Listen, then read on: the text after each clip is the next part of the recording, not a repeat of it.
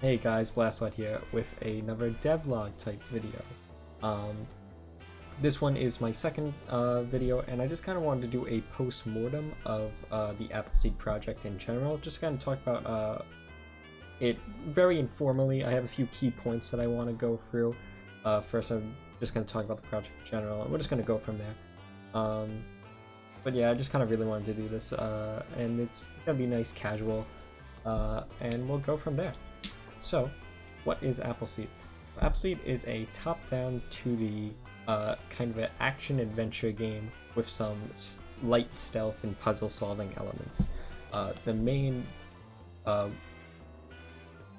mechanic of the game is the fact that you control both Elise, our lovely protagonist heroine, and her teddy bear Appleseed at the same time.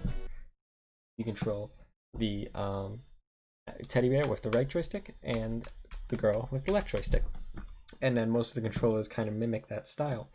I really like the style of gameplay, and I don't really see it happen too often, so that's kind of the big main mechanic about it. This project itself, it kind of incorporates the very first act of the game, or the world as you can think about it. The world in this being the backstage dungeons. And the whole entire thing, if you can tell by this lovely title image that my great friend Aislins Panicking did, is that I kind of want it to be centered around the entertainment industry, whether or not that includes plays, old-timey movies. I kind of wanted to go a little bit more towards the older side of the entertainment industry, so swing orchestral, like you heard the music from by Stefandi before. I just kind of turned it down, that way I can talk a little more over this. And the whole act itself is 5 scenes, and it kind of just shows off like what could happen if this was like a kind of a real project, or a more expanded project, I should say. And speaking of which, there definitely is room for expansion. There's a lot of different ideas that I have for other worlds, other gadgets that she could use, different characters and things like that. But the extent of the project was to create the very first world of the game. So with that kind of out of the way, I'll leave the link to download it in the description below. I'd love if you guys could check it out. And I'm going to do a playthrough. So let's hop right in.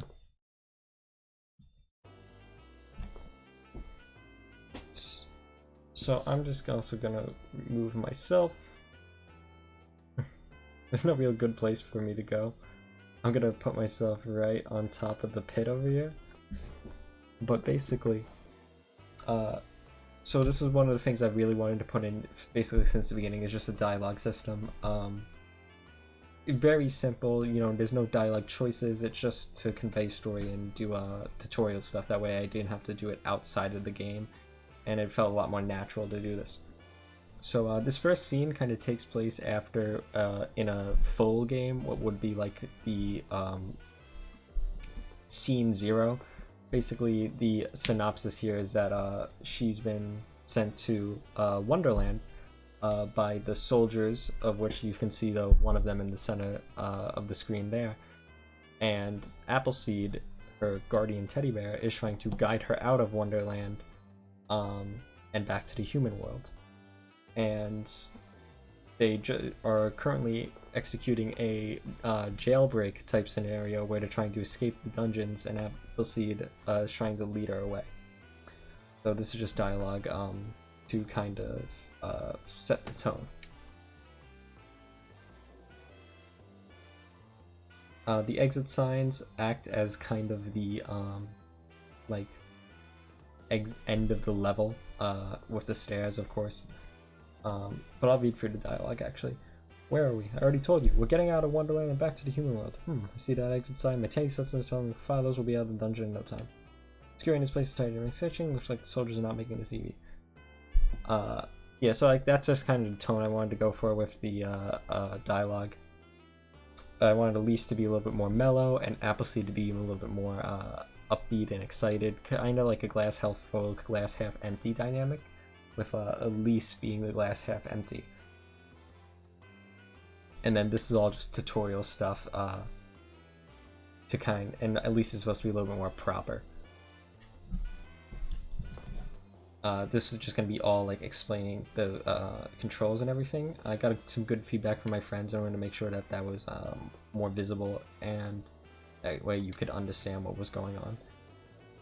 And the B button as the back, after some playtesting, really helped out.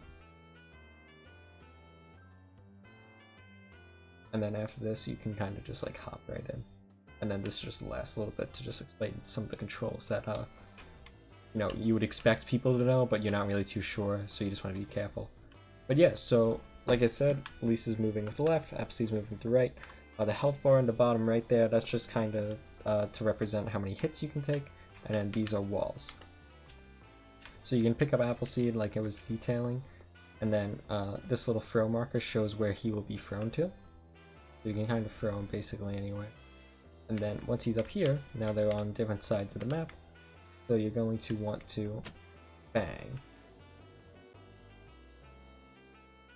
I haven't really captured my own games before, so I wonder how this looks on the recording. And then this is going to be explaining. So we just kind of did the throwing mechanic of Appleseed, which if you saw my other devlog was like talking about how Appleseed is thrown in an arc. And so it makes sense that he'd be able to go over things. And then this dialogue sequence here is going to explain her other big mechanic, which is her Rose and Thorn projectile. And when she references that stupid cat there, that would be with like a more expanded plot. You can think of that'd be more like the Cheshire cat. And basically he was the one that would give her the rose. And this is just more little world building to explain how you're going to take down these soldiers. So these soldiers they move around the scene with the A-star pathfinding algorithm, which made this super easy to set up and do. And they all have different behavior. Basically, they have a movement script that controls the behavior that they're going to use when they aren't chasing Elise or Appleseed. And then they also have a kind of a regular hunting-based script that is when they are chasing someone. And those are disabled and enabled as necessary. Because obviously you don't want them to be, when they're chasing you, you want them to actually track the character that they're chasing. But when they're not, you want them to follow a pattern. That way the player can kind of figure out how to get by them. So that's what the sight cone is if you go in the sight cone, you're going to be sighted. That was actually really fun to set up, just because, and I actually really like kind of the yellow color, because in my opinion it seems as though it's like a flashlight that they're holding, almost like they're you know, movie theater like attendants who like guide people to seats, or like, you know, guide people out. I actually really ended up liking the yellow. But basically, in order to take down these guys, as Appleseed was saying, is you have those little blue soul cores that all the soldiers are going to have. This specific type of soldier is called a pawn. And only when it's red, he can take them out.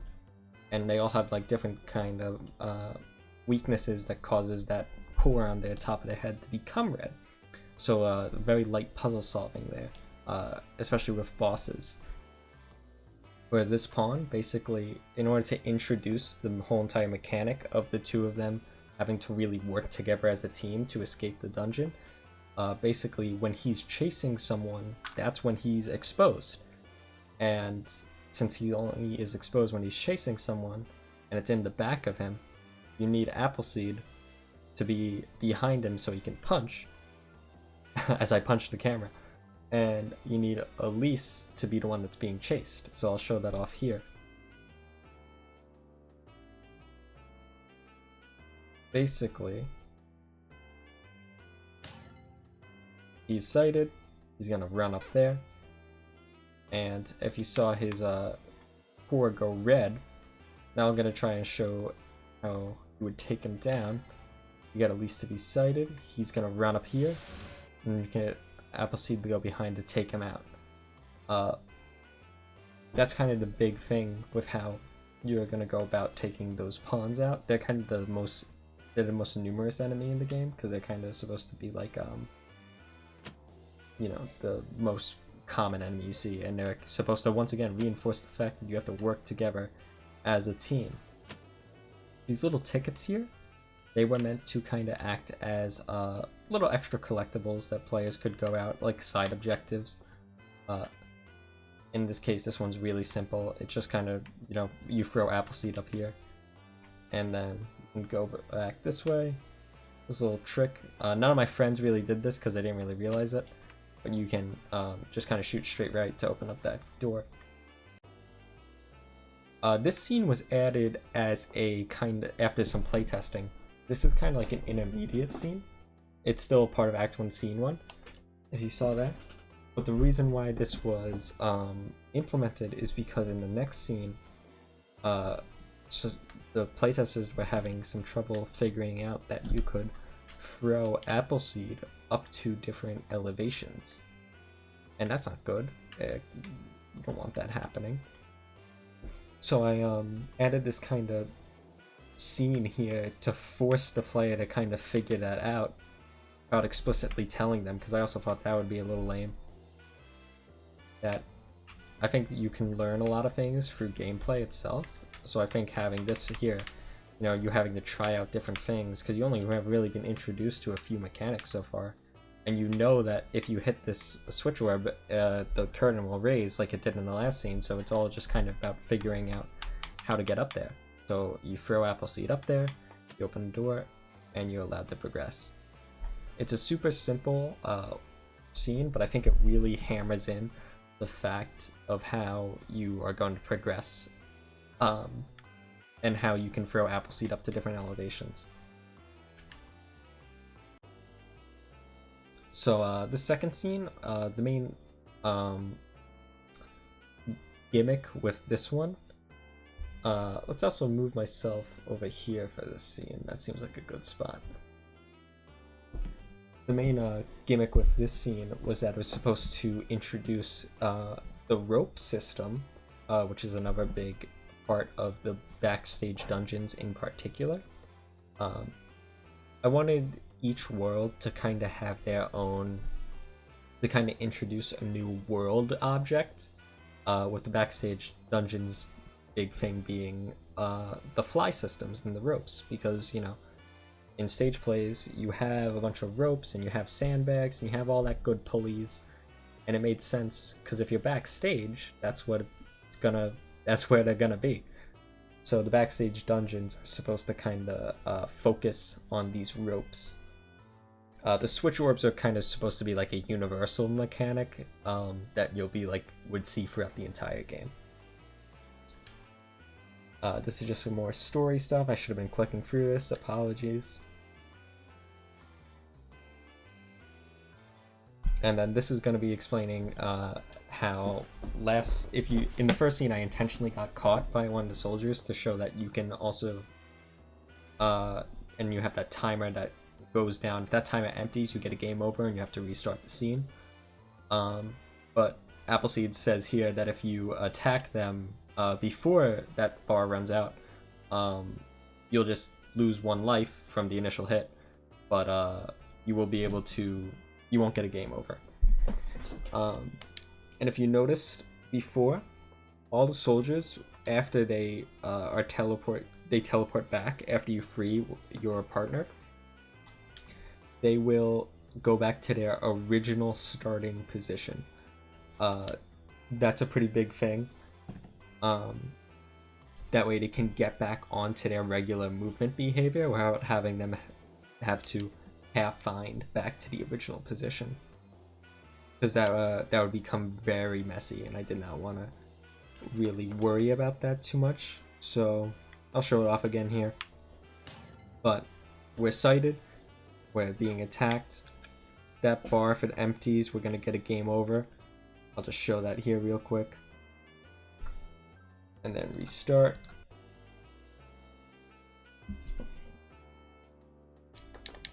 Click for dialogue again. and then I'll just do it here real quick. So obviously this, you can't really go too far here, because if you do, you're gonna get caught. And then as you can see, he teleports right back to where he was at the start of the scene. That was a kind of a big thing I wanted to do. So these are the ropes that Appleseed was talking about. And if I were to cut them, just as expected.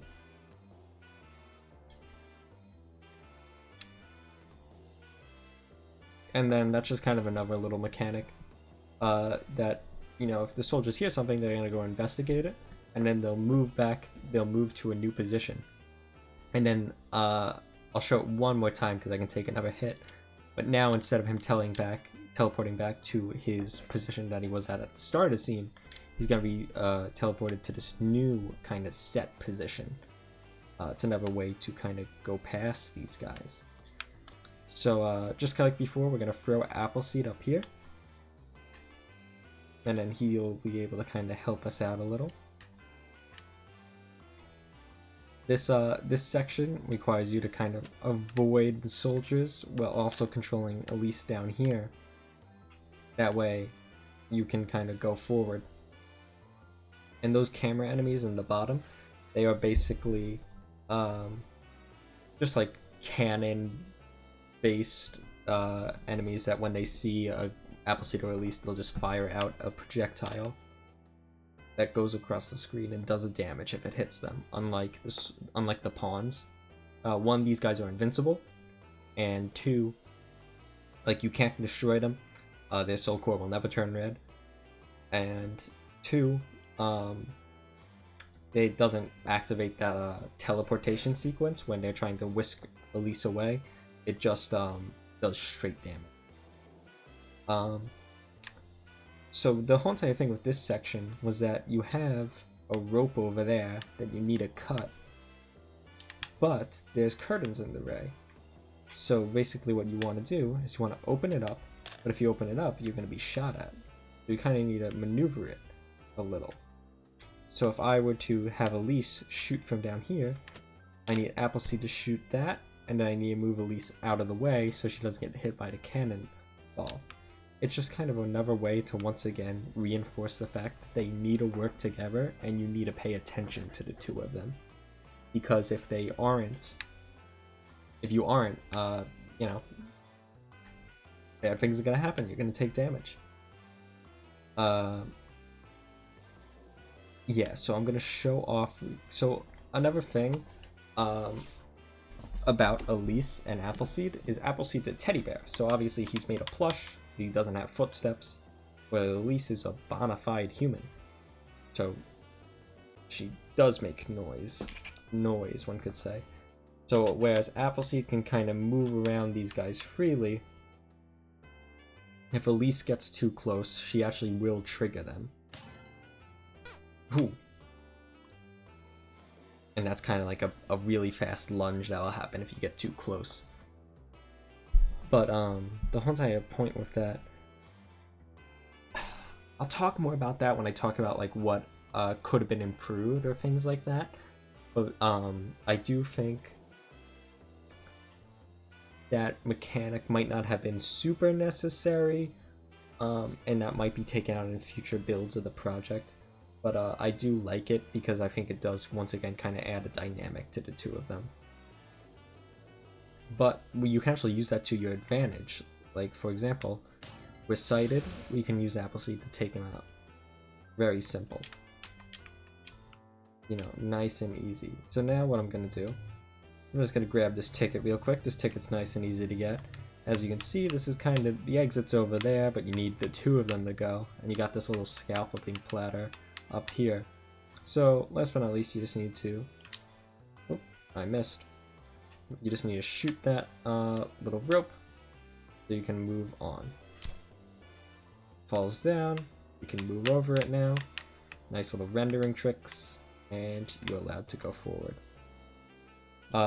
This stage was supposed to show that the levels can, one, be bigger than a normal screen, and two, it's supposed to introduce the play dead mechanic, which we will get to in a second. So, first off, the first thing you need to do is shoot that orb up there. It is obviously on the edge, but once again, just kind of solving some things. Now this is going to be Appleseed kind of explaining how he can use his play dead mechanic to slip past enemies. Basically, what the entire idea with this is, it's supposed to be a stealth mechanic, you know? You're trying to avoid the soldiers, and Appleseed has the ability to act like a normal teddy bear, so he's not immediately seen by the sight cones like we were before. And then those little cracked pieces of tile, they're just kind of supposed to be like little guides to show that that those areas are safe for you, because if you stay in the sight cone too long, the soldier will discover you. That's obviously to make sure that you can't just stay in a guy's line of sight forever and never leave. So by having those little cracked tiles where you're safe to do it, it just kind of is a little bit of a reassurance for the player. So we'll just take this guy out real quick, and we'll go forward. Got a new type of soldier down there. I'm going to put myself up here. This was another little thing that I wasn't super happy with, is the dialogue box does cover the actual enemy in the level layout, which is a little annoying, but it happens.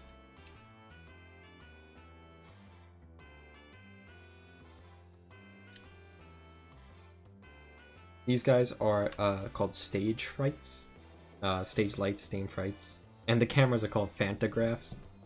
Those are the three soldier types. This is the last regular soldier type in this first world. These guys will lunge when you enter their thing, and the great thing about this is you actually can avoid it, and then they'll move back to their regular position. Same with Elise. If you are caught, it does. If you are caught, it does have the same type of system as the regular one, and will also kind of toss you back a little so you don't get stuck in a loop. So you're gonna throw Appleseed down here, and then you'll be able to kind of do a little recon mission on your own with him up into the second area. Up here, once again, we got these little cracked tiles to show that you are safe here. So you have to use that little play dead mechanic to kind of make sure that you stay super safe. And then this will obviously open up the curtain down there, exposing a rope. And you will be able to see, by testing it out with Elise, when you cut the rope, the enemy goes down. And the soul core becomes red. Once again, you know, those like puzzle solving elements that we're talking about. That's what we really want from this.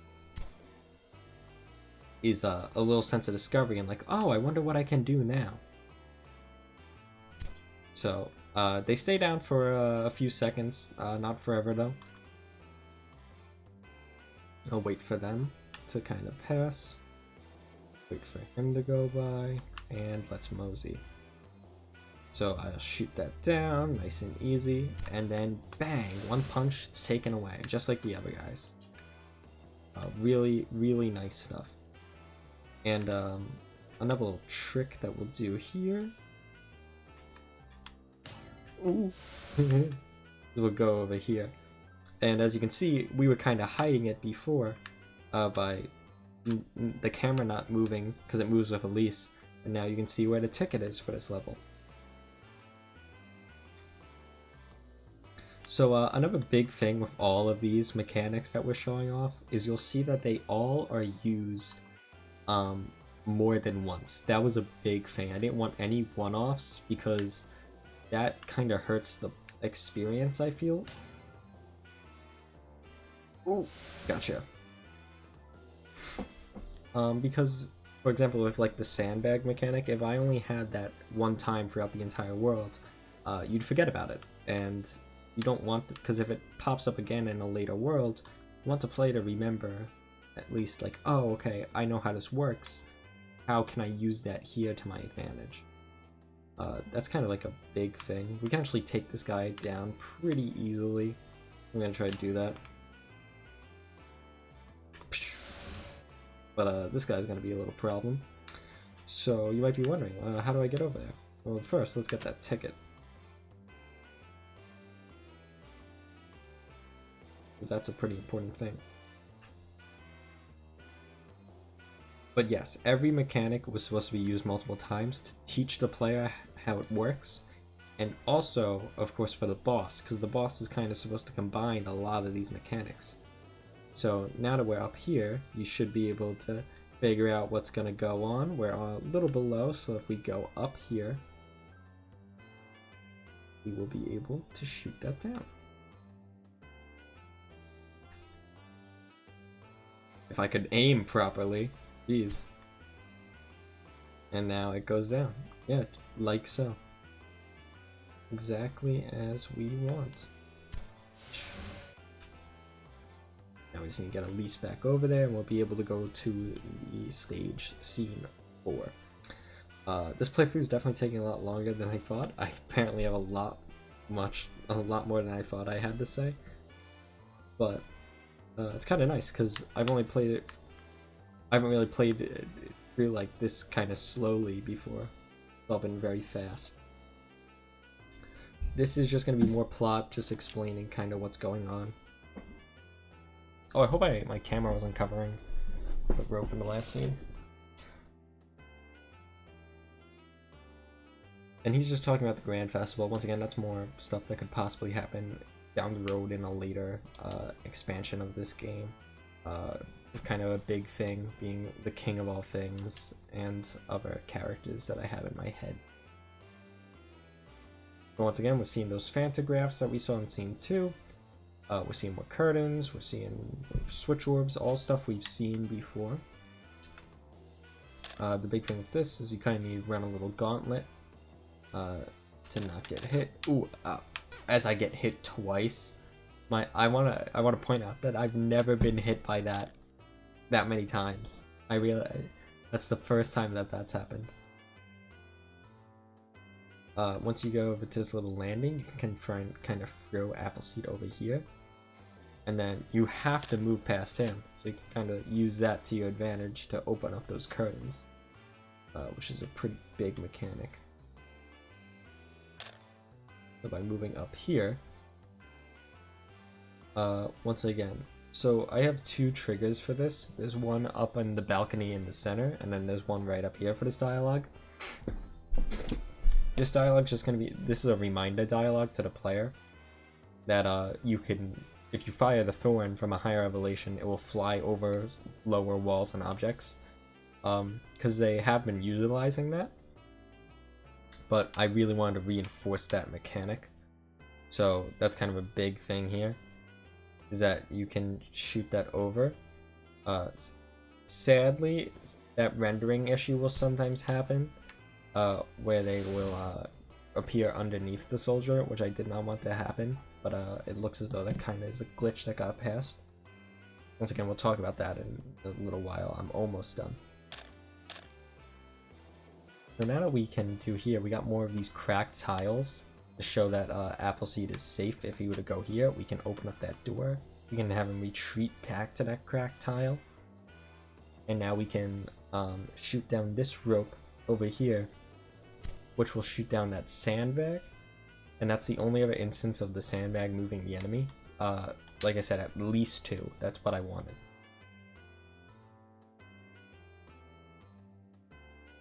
I'm just gonna kind of play through a little more. Appleseed will be safe if he goes up there. Ooh, I almost actually lost. That would have been upsetting. And then this is the last little bit of it. You just shoot down that last little rope over there.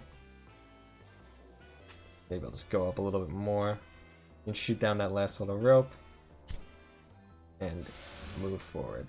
And then I'm just gonna bang. But we do have one more ticket, and I do want to get that because that kind of goes with another little objective. Ooh. Ah. I kind of... Oh wait, yes, I remember. You can just kind of throw Appleseed right up there. Once again, some rendering issues slightly. I'm dead! Infuriating. Dang it!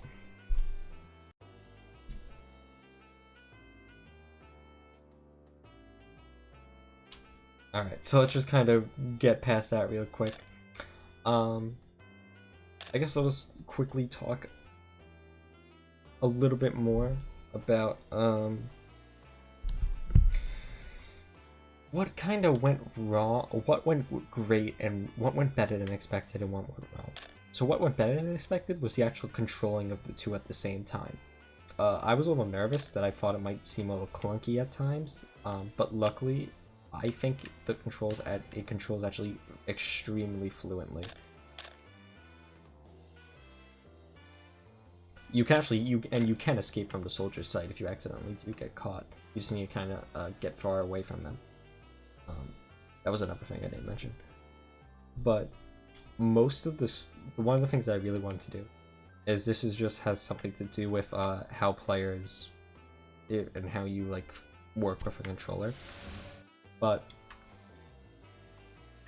so almost all of Appleseed's solo missions have been on the right side of the screen, while almost all of Lisa's have been on the left.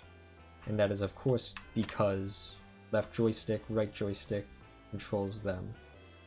If it was flipped, like for example, if I was controlling Elise with the right joystick and not the left one like I am now, it would be so you get lost. It would feel very clunky because it's just not what you expect. Which I actually do really like as a mechanic.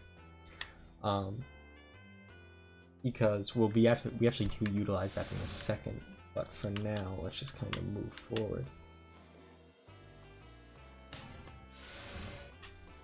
And then I also want another thing why you can pick up Appleseed was because if you didn't pick them up, you would need to be controlling them all at the same time. At least if you pick Appleseed up, you can move around solo with the left joystick. So you can, it's a little less cumbersome when you're just moving them in the same direction instead of on like solo missions. Ooh, that was close. I would kind of use that to my advantage there. And we're good. Alright, so we're almost done. This is the boss stage. It's dark.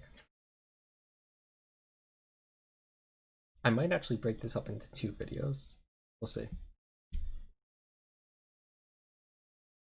So this was kind of fun to program. It's like a little cutscene.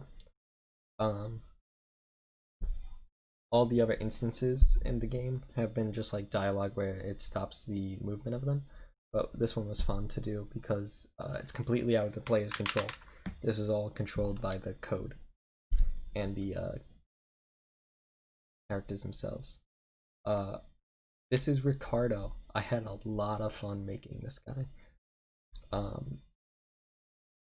He is the boss of the backstage dungeons, and he kind of is supposed to combine everything that you've learned to this point. And I've played it so many times, but I'm gonna try to explain it.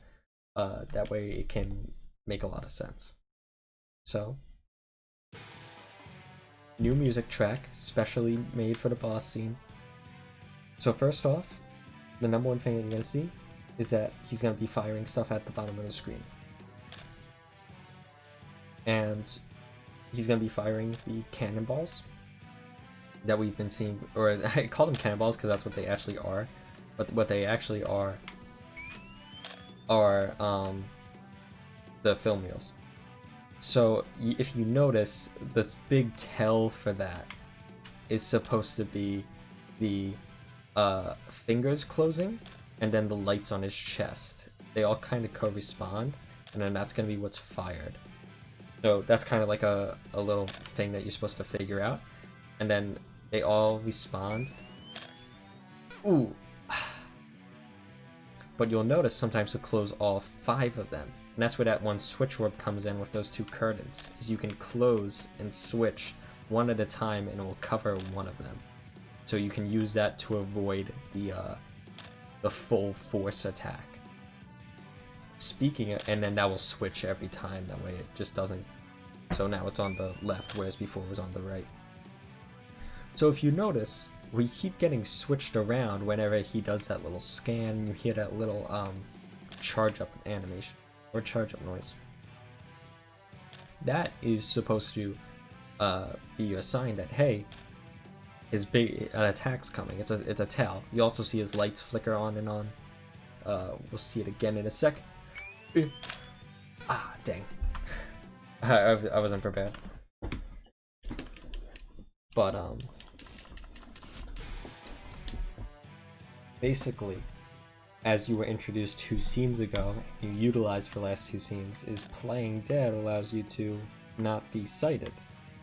So, it might take a few times to figure out, but this will infinitely loop until you do figure it out. And that's supposed to be one of the big puzzles with it, is that how are you supposed to get to that soul core? Basically what you need to do, I think I was already cited, is you need to play dead with Appleseed, so only Elise gets transported over. And we can kind of just close that off here to be safe. And now you might be wondering, well, what do I do now? How do I do anything? How do I escape? Well, with a little bit of trial and error, you should be able to figure out that if and you can activate that from the other side, that was another important thing. If you throw Appleseed on top of the arm, all of a sudden, his arm raises up. And unlike before, you can actually cut down these ropes that are on the side of the stage. And then the boss will loop again. So that's the big mechanic with him, is that you need to cut down his ropes on the side of everything. So we're just gonna go through the fight one more time. But basically, if you see, it literally is combining everything. You have to utilize your use of switch orbs, the rope system, throwing Appleseed, moving the 2 of them as a team, using Lisa's thorn projectile, and this is the rendering stuff I was talking about before. Is obviously we're on a lower floor now, so we want it to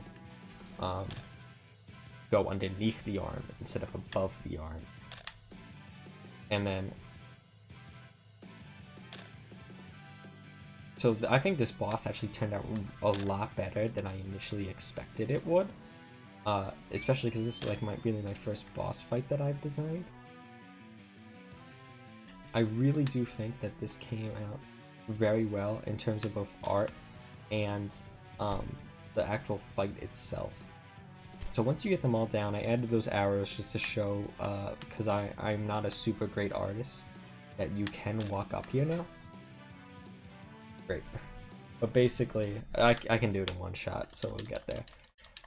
Then you're allowed to actually scale him, which I think is really exciting, because he's a big guy. He's a big marionette, so being able to climb up on him is very satisfying. Oops. We'll do that one more time. And some other things also happen. If you notice, whenever we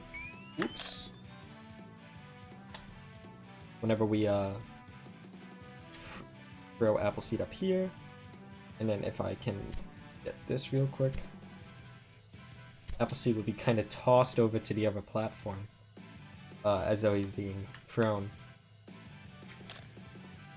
And then you have this is kind of a tough section, because it's a little bit of an enrage. Like you were doing before, you want to cut down those ropes, like we were doing before. The switch orb is also completely negated, and then you're also going to want to cut down those ropes. And once you do that, you'll be able to come up here with Appleseed, and now his core is red, so you know what that means. It also is now a solid object, so you can't move through it. Bang, bang, bang. And just like that, Ricardo is defeated. Obviously, I have done it so many times that like I can do it with the back of my hands tied behind my back.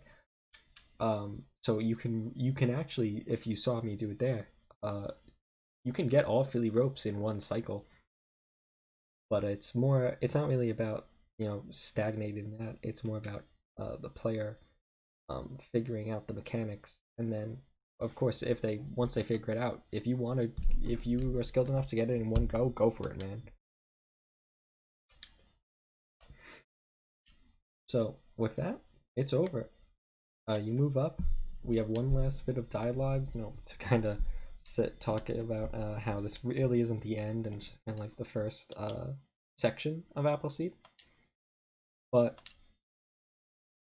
yeah, he's got talking to the royal guard. The next area would probably be the main stage, which I do have mechanics and some character ideas for, but I haven't started anything with that yet. I'm working on a new project. And last but not least, after you play, those tickets and the actually do matter, because you have a little thing based on 5 stars, like a 5-star movie or a 5-star restaurant.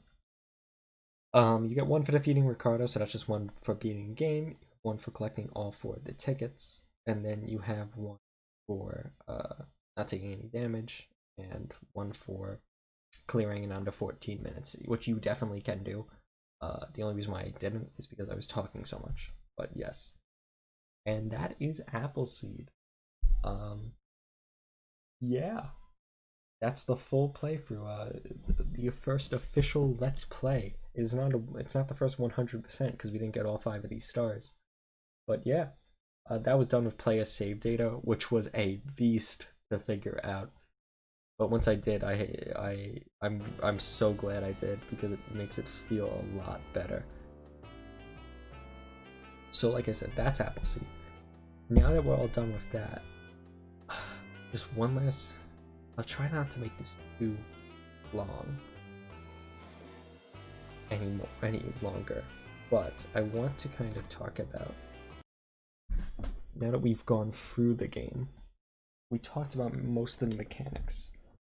Let me pull up the design doc. So this is the design doc. It's this is the base design doc. This is like 15 pages long. We have some other docs for each specific level that are usually about like 2 or 3 pages long.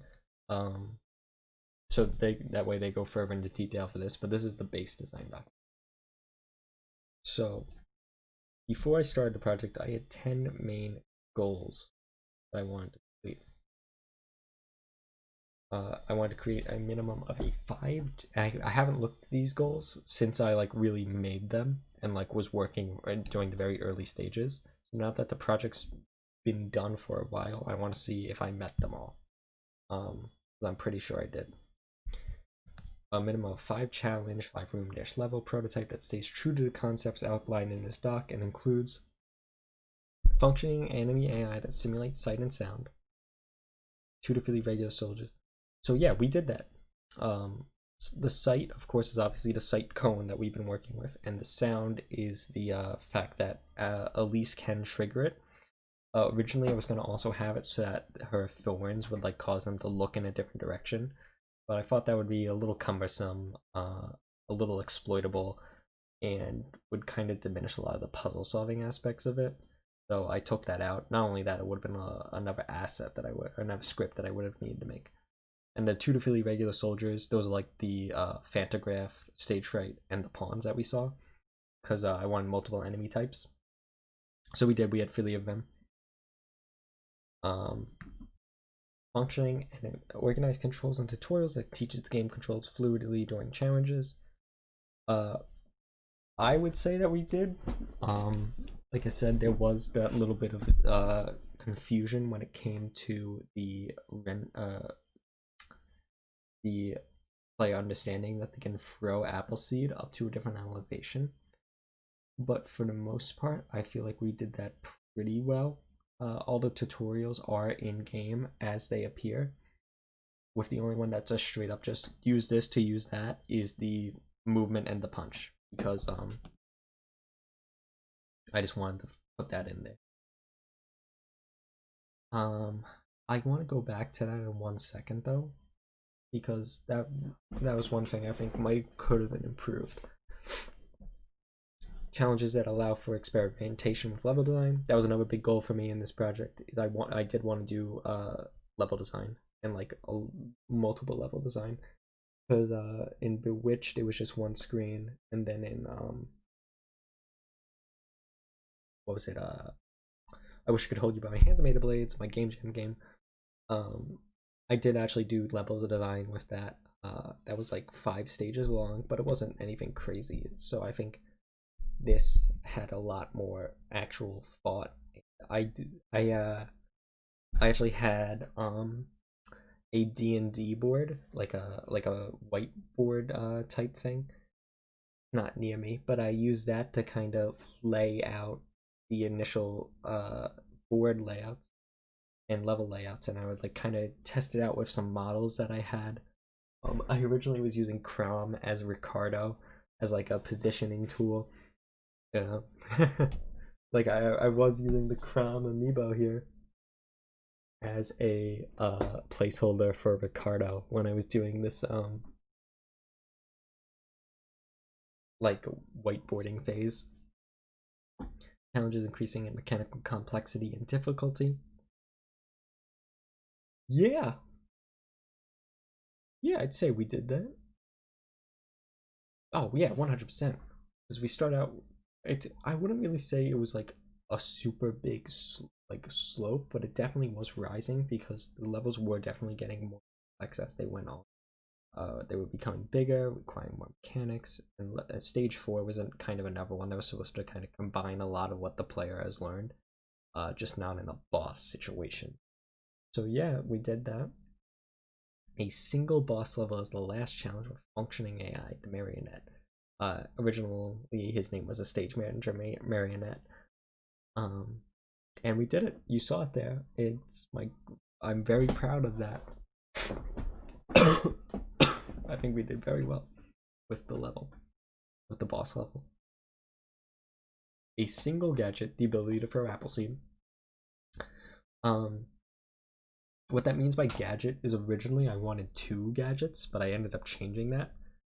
So there was going to be a UI in the bottom left-hand corner of the screen that showed like your currently equipped gadget, like an item almost, like think like the hookshot or bombs or things like that. In these gadgets, you were going to get more throughout the game, and they were going to be more puzzle-solving tools. Generally, I think I was going to give them out at the end of boss fights, and then that was going to be used in the next world.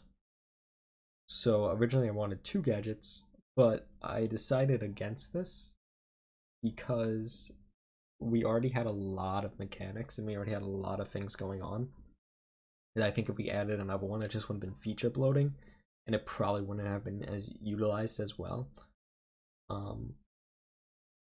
So I was gonna also like kind of put it in. I do have the concept for the next gadget. I was gonna add it just after you defeat the boss, just to kind of play around with, but it didn't really make sense, so I chose not to. But the ability to throw Appleseed was the single gadget that we went with, and then in other worlds you'd still get more of them. And then since it was the only one, I didn't have the UI in the bottom left-hand corner. That might have been something that would definitely be something that would be added, of course, though, if it was we had multiple worlds going into an expanded version of this. Audio clips that are distinguishable from each other to correctly convey the player of certain actions that occur in the world. I think that was supposed to be events, but so I am not an audio guy. So there's actually not that many audio clips besides the music. I think there's only like 8 or 9 of them for like taking damage, doing the switch orbs, cutting the ropes, defeating an enemy, and some other things. I definitely would probably say, because the next one's playtesting, I would definitely say 8 is probably, if I had like ranked these in terms of like how well we reached them and how well they were executed, I'd probably put the audio clips definitely on the lower spectrum of how that went, because they were all free sound assets, and I actually did find some pretty good ones. I found a little camera snap and a cannonball, and I credited where credit was due. I tried to find a lot of CC0 stuff though. But obviously I think you can always have a few more audio clips. It's just that I'm not super familiar with that. So I kind of only did what was super necessary. And I think they were pretty distinguishable from each other, but there probably could have been more. So I'll kind of give that one like a half. But we definitely did do what the actual statement says to do. We did make distinguishable audio clips to convey actions that occur in the world. We just probably could have had more of them. Last but not least was playtesting. I wanted to get out people outside of the team who tried the game out before release and play and watch them play to gauge their reactions. And that was a big thing with the puzzle elements, is obviously I know the solutions, but random people won't, so I need to make sure that they're solvable. So yeah, we actually did have some playtesting. We didn't have people playtest the entire game, but we had people playtest earlier builds and things like that. And I'm glad I did that because it was fun watching them. And like I said, if I didn't have people playtest, that transitioning scene would have never been there, and I definitely think that probably would have hurt the game. And also, originally, the B button, which is used to exit like the throwing of the Appleseed and the shooting of the thorn, originally was just the view button, and I got a lot of feedback saying that that was very clunky and cumbersome. For me, it became natural because I was hitting it so many times, but for the players, it wasn't, and it felt a little weird. So I was like, yeah, that's a great point. And the B button really wasn't being used for anything, so having it be both of them gives you that option now. I think when I was playing through, I was still using the view button because I'm just comfortable with it, but other people weren't. So I'm glad we had people playtest because that really improved the project overall, I would say.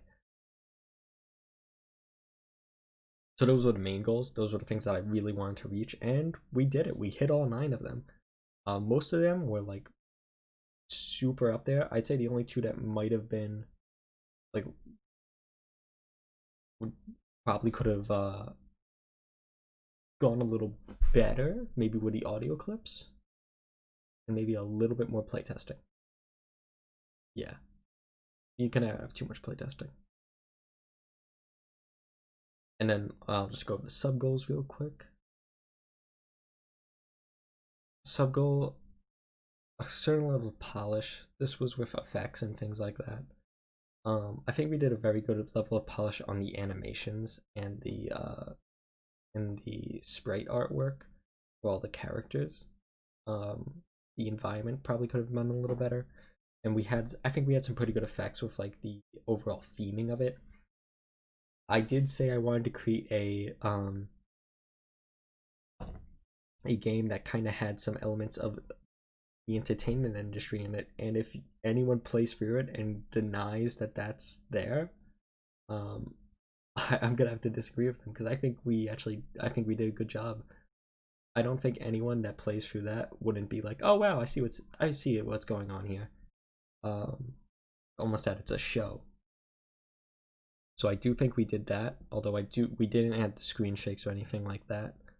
So like that's kind of a half-reached one. The screen shakes was supposed to be like for when you were sighted by an enemy, but instead of the screen shaking, we just have like a really nice audio clip that kind of is like a vum for when you're sighted. And then integrating narrative, story, and character dialogue during the level's playthrough and downtime. We did that. I'm actually very happy with how the dialogue turned out. I was a little nervous in the beginning because I wasn't sure if it would work out great. Only 3 characters talk, but I do think we created a narrative, a story. Obviously, it doesn't really tell you the details of how she got into the world, but that's because this is really just a slice of the first world. If we wanted to do like a prologue scene and extra worlds, I think that would definitely have some other aspects to it. Now, I want to keep this under an hour. So just as a last kind of finishing, so just as a kind of our last little finishing bit here, what I will say is that what do I think could have went better? I think the art for the environments could have been a little better, especially conveying the difference of floors. Uh, Coding wise and execution wise, I think it works out great. But I do think it probably could have been a little better visually. But that's because I'm just not in I don't have those art skills. I've been working on them, but that's something that definitely could have been better. So in an expanded project, I definitely think I would need to get an artist on board or just figure out some tricks better. That might be another solution. Man, my voice is dying. I have been talking straight for like an hour. I have a lot to say. What can I say? What can I say? But besides the environment sprites, I think the enemy sprites and the character sprites and the character animations, I think they looked really great. I think Appleseed being thrown is super smooth with how he turns. Obviously, we could definitely have him go in an arc a little bit more, but I think a lot of the animations and the characters themselves look very whimsical and very fun. So I'm very proud of how they turned out. So I think they actually went better than I could have hoped for with the character designs. I just think the environmental sprites could have been a little better. I think the color palette also kind of really complemented things, and the entertainment, the things that were supposed to convey that fact that it's an entertainment industry, I think that also went pretty well. Other things I think really well. The boss stage that worked out a lot better than I ever could have hoped. I was a little nervous like when I was whiteboarding it because I was like, oh man, how are we gonna make it? How are we gonna make this to work? And we did. Once again, another thing that could have been improved with that though was the visuals of the arms. Convey that they are acting as walls that you can't go through, and that's why we have the arrows when they're knocked down, because I couldn't really get it to look, I couldn't get the sprite to convey that, so I kind of had to rely on the arrows to say, hey, you can go up on the boss now, which I don't think is a bad thing, but just something that could have been improved.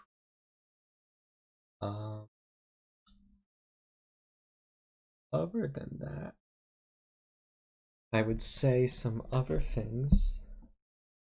I actually do think the enemies interaction with Appleseed and Elite went really well too.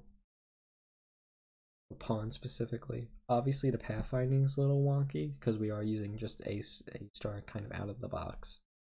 And with it's baked fine, they move where they're supposed to. And they track whoever is the current target perfectly, and they actually will change target if someone else goes in the sight view. So they don't just kind of ignore someone. So that I think is good. It feels natural. It feels like it makes sense. And yeah, let's see. That's most of the points I wanted to get through on this video. I already kind of talked about possible expansion, how I feel about the game, how I think it went. I guess the last thing is just closing thoughts. I love Appleseed. I had so much fun making this game. It's a little crazy actually how this project was originally going to be the work of Philly people. I thought I was going to be able to not have to focus on as much of the art and programming. So I only gave myself like 60 days to make this because I thought it was going to be the work of Philly people. It was not. And the title screen by Aislinn and the music by Stefandi, those aren't the two people I was talking about. I was talking about two different situations. And sadly, it didn't work out. The other programmer that I was supposed to work with me didn't come through. So that was obviously a blow to the gut. And same with the person who was supposed to do art. They weren't able to do the sprites, which was fine. But once again, a blow to the gut. And that was like 2 weeks into development. So I was a little nervous because I was like, oh man, that really stinks.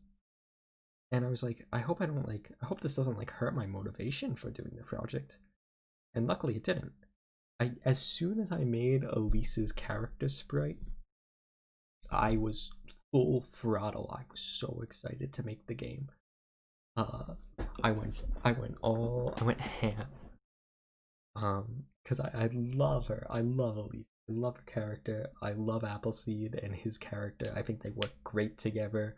Ricardo, I think, is Radiohead.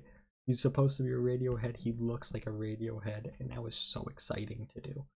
Um, and so even though we did go over the development period of 60 days by a little bit, give or take like 10 days, uh, just usual delays. But once again, the original estimate was built with 50 people working on it in mind, and then it really was just me as a solo project. So I think that's fine. Although, that last week, because I really wanted to get it done, we locked like a solid a week working on this game alone. The last 7 days, 6, 7 days of development in order to finish it up, we did more than, well, I calculated it was more than 65 hours alone that week, just doing, no, it was 70 hours. It was 70 hours. But we did it. We got it all done in those 70 hours. We finished it up. So that was awesome. So yeah, I loved it. I hope you guys enjoy it. We have like 20 downloads on itch, which is pretty cool. And as for possible expansion, like I said, I do have a lot of ideas for this, and I do have a lot of like new cute ideas. But that's really about it. Thank you for joining me. I hope you enjoyed this hour-long video. I will see you guys later. Bye.